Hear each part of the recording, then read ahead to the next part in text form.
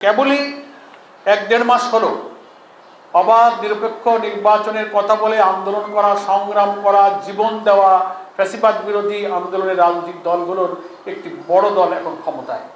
তাদের হাতে প্রথম দুটো উপনির্বাচনের এই যদি চিত্র হয়, তো সামনে স্থানীয় সরকার নির্বাচন সহ আর যেসব নির্বাচন হবে সেই নির্বাচনে আমরা কি করে ভোটারদের আকাঙ্ক্ষার প্রতিফলন আশা করতে পারি।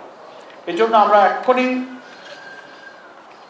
নির্বাচন প্রধান কমিশনার, যিনি প্রধান নির্বাচন কমিশনের দৃষ্টিতে আনছি, জামাত ইসলামের এই কেন্দ্রীয় কার্যালয় থেকে প্রেস ব্রিফিংয়ের মাধ্যমে এক্ষুনি আপনি এই 2 নির্বাচনী আসনের রিটার্নিং অফিসারকে নির্দেশ দেবেন, যেসব অনিয়মের কথাগুলো আমরা বললাম, যেসব কেন্দ্র থেকে জাল ভোট দিয়ে এজেন্টদের বের করে দেওয়া হচ্ছে, আগে স্বাক্ষর নেওয়া হচ্ছে, সেই সব প্রিজাইডিং অফিসারদের প্রতি আপনি আইনগত ব্যবস্থা গ্রহণ করুন এবং ব্যাপক অনিয়ম যেখানে হয়েছে সেখানে আপনি ভোট গ্রহণ স্থগিত করুন, পুনরায় ভোটের ব্যবস্থা করুন।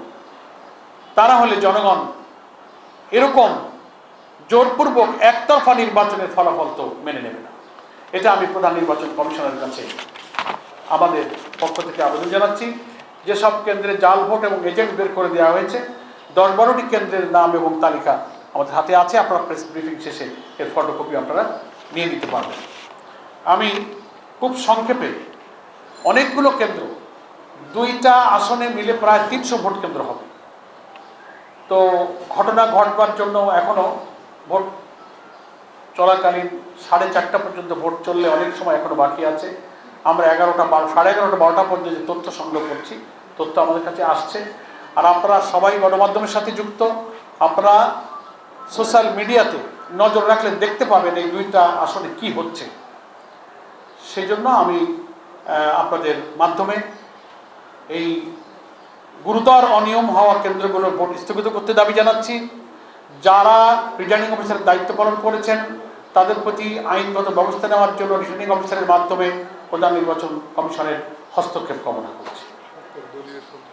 আর দলীয় সন্ত্রাসীরা ভোট কেন্দ্রে দলবদ্ধভাবে ঢুকছে কিভাবে, এবং সোশ্যাল মিডিয়াতে আসছে যে ভোটার নয় একটা ছেলে, সে ঢুকে ভোট দিচ্ছে, তাকে ধরে ফেলেছে সাংবাদিকরা, জিজ্ঞাসা করছে তোমার বয়স কত, তোমার আইডি কার্ড কই, তুমি কেন আসলে? সে লাজবাব, সে কোনো জবাব দিতে পারছে না। তো এত সামাজিক যোগাযোগ মাধ্যমে, গণমাধ্যমে এগুলো আসার পরে কি করে সেখানে ভোট চলতে পারে? সেই জন্য সন্ত্রাসী পেটো বাইরেরা যাচ্ছে, আমাদের নারী ভোটারদেরকে ভয়ভীতি দেওয়া হচ্ছে, অনেকে হতাশ হয়ে যাচ্ছেন, ভোট কেন্দ্রে যেতে সাহস পাচ্ছেন না।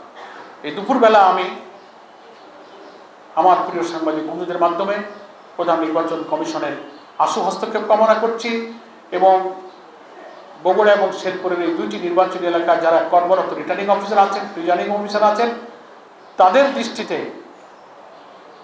যেন প্রয়োজনীয় ব্যবস্থা নেওয়ার জন্য নির্দেশনা দেওয়া হয়, আমি আপনাদের মাধ্যমে সেই আবেদন জানাচ্ছি। আপনাদের সকলকে ধন্যবাদ। নামাজে